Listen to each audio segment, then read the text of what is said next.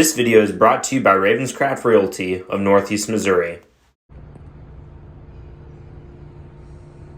I think I'm going to work on some old equipment today. I kind of need to weld the jack back on this chisel plow because I kind of broke it off on accident, but that's not important. And I'm going to put a hydraulic hose holder dealio on here so I can hold my hydraulic hoses so they don't accidentally drag on the highway. Oops. We're going to get the 730 started up here real quick and get today rolling.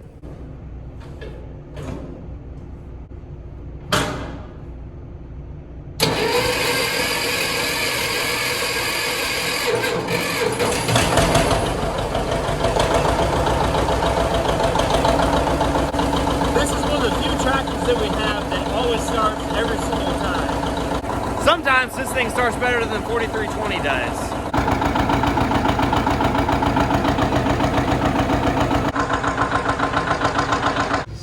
Phil is hard at work washing a truck right now, and my tractor's out there with the chisel plow, and I got some projects to do.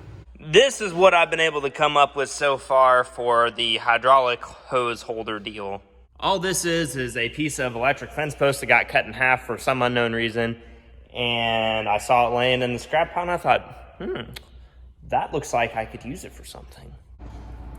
Here we are correcting another one of my numerous screw-ups this year. When I was coming back from the old house with this thing 2 days ago, I forgot to suspend the hydraulics on the tractor and drug on the highway, and it put a nice little taper on that. Not supposed to be like that, so I'm just going to go ahead and replace it because we have the ends on hand and it really didn't cost a whole lot. I just have to do better next time. I like to make sure that threads are as clean as possible putting this kind of stuff on, because you don't want that crap to end up in the hydraulic system of the tractor, because it really doesn't like that.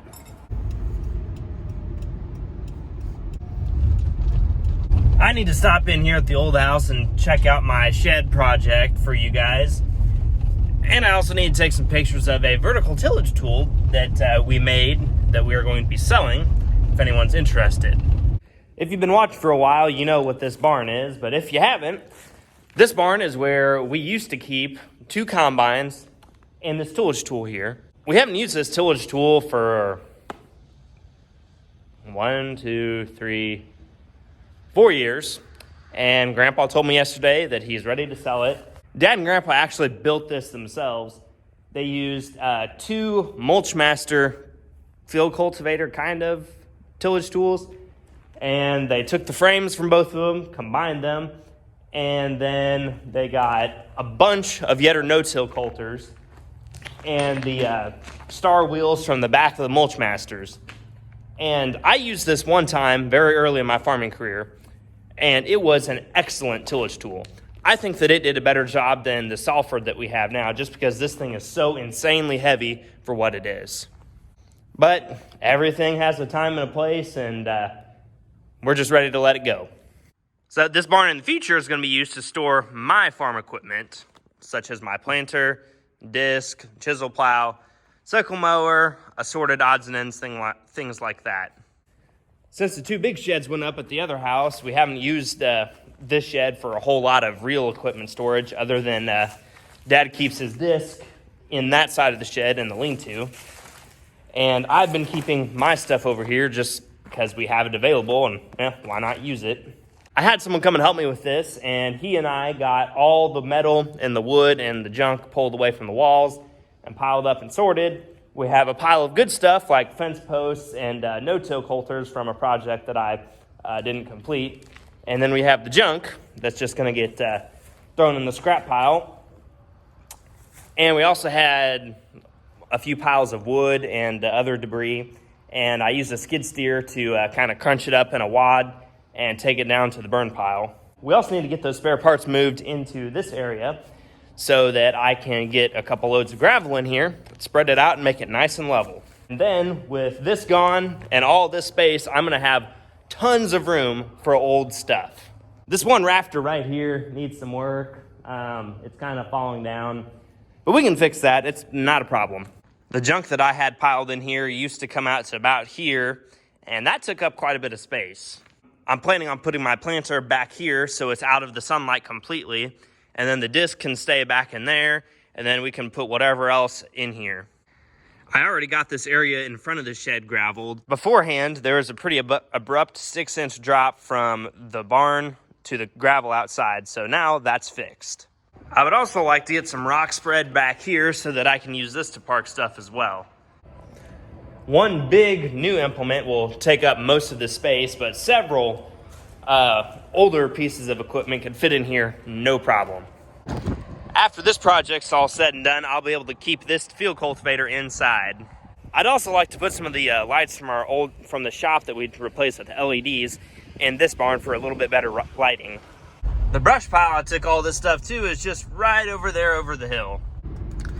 The next stop this morning is Side and Stricker. On Monday, I ordered a gasket for my 730. The fuel tank would leak diesel out of the cap because the old cork gasket had dried and shriveled up many years ago. What do you guys think? Should I trade in the 730 for a 4520? I don't know. Definitely be an increase in horsepower and weight and cost. That's a very big little disc. Got a DB60 on tracks. It's interesting. I got everything ready to weld together, so let's get to it. Actually, first we need to grind off a clear surface so that it actually makes electrical contact.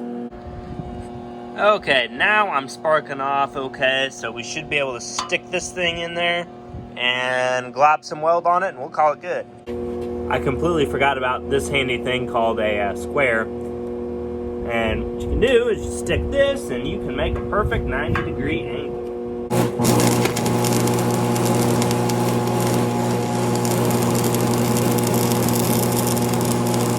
I didn't do too bad of a job. It's not falling off, so that means it's good to go. Oh yeah, that's not gonna go anywhere. I went to start my 730 here and I noticed the decompression pedal was kind of loose. Well, you see that spring right there? It's supposed to be hooked on to that little peg. So it somehow fell off. Not a big deal, I can fix that. Okay.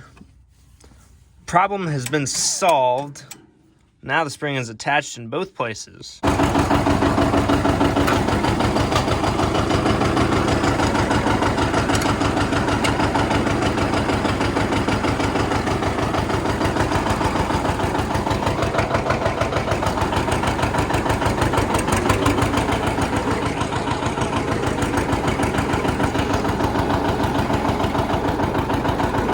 Rob's gonna do some gravel work, so I'm gonna let him out.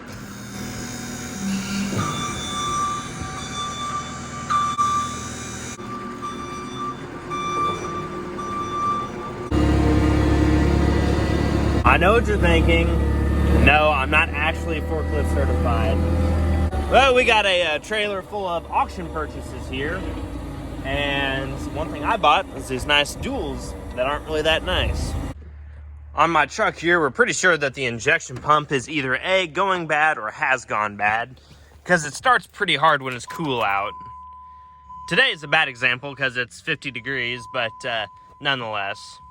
The fuel pump is losing prime, and it has to crank and crank and crank until it regains the prime.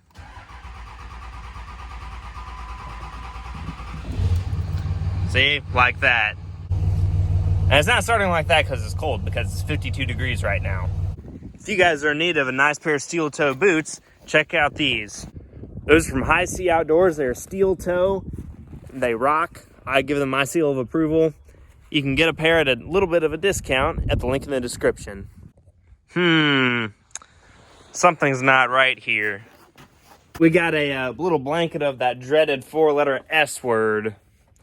Yeah, we got some snow. And the sun reflects off of it and it's very bright. So I'm heading in the shop to grab my sunglasses. But the shop door won't open because it's frozen. There we go. It's about 15 degrees outside, but the wind's not blowing, so it's not so bad. That's much better. There's only one member of the Goldinger family right now who is excited about the snow, and that would be the dog. Do you like the snow? Yeah, you do. You're a good pup. It is very, very slick right now. Isn't that right, May? You gotta watch your step very carefully because there's ice everywhere. Yep, should have parked the car in the shed. So here in the shop right now, we have not one, but two Dodges that don't work properly. Mine, we're pretty sure the injection pump is kind of so-so on, because starting when it's cold, I'll sit there and crank and crank and crank and crank like it's lost prime for the fuel pump.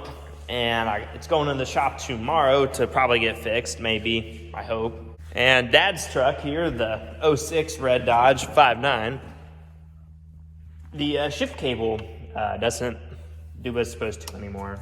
So he's going to replace that, and I'm going to help him. Of course, it's kind of an awkward spot to get in. Thad, work for all Torvers. You left your light here. We're taking good care of it, but we're using it. Make sure it still works every once in a while. If you come back sometime, work on it, we might give it back to you. So thank you, Thad, for donating your light to Goldinger Farms. Right now, I'm pretty much just for moral support, because I'm not a mechanic, don't claim to be. Neither am I. Look, an engine. We also got some fun stuff going on with the 4320 here. Really fun. You see all these oil spots that are under this tractor? I would like, before spring, to get all this stuff fixed so that it doesn't do that on concrete, because it doesn't look very nice. And I think we've lost about half of our hydraulic oil out of these remotes because they both leak pretty good. There's a guy that rebuilds these who's from like Iowa or something, and he charges like $400 a remote, but he does a really good job, and that means that I don't have to do it, so I might send those off. Whew. I love old tractors. We got the new one here and the old one. See how this new one has like a little green ring in there, and then on this one it's not there? Yeah, that's the problem. The Goldinger Farms livestock division is a little cold.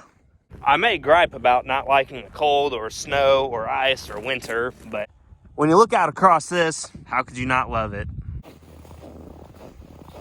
I'm sorry I didn't really have a lot for you guys this week because of this. I'd like to thank you for watching, and if you stuck around this long, you may as well subscribe, like the video. And if you got a question, ask me in the comments. I'm an open book. I hope everyone had a Merry Christmas and a Happy New Year's. And with that, I will see you guys on the next one.